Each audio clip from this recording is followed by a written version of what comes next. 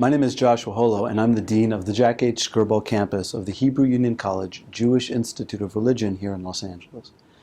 In fact, I grew up spending a lot of time running around our neighbor, the campus of the University of Southern California, where my mother was and still is a professor. One year in the early 80s, before I was a bar mitzvah, my mother decided that we would spend the high holidays at USC Hillel, which was then under the direction of Rabbi Geller. And so we went to the service and, as one would expect, the rabbi opened up the ark and took out the Sefer Torah to do a hakafah, to walk around the synagogue in preparation for laying down the scroll and reading for the Torah service. Years later, my mom and I would discuss this event, and I realized that it was a completely different event for her than it was for me.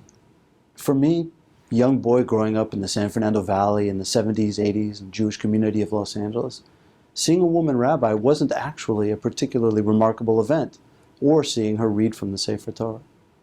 But for my mother, it represented a sea change in the very existence of the Jewish community.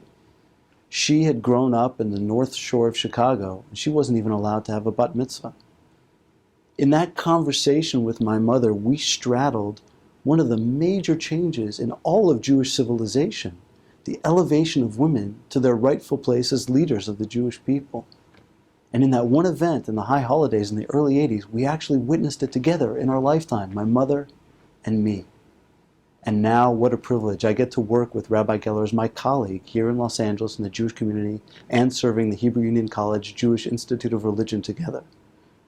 Laura, thank you for everything you do, and thank you for everything you represent. Mazel tov.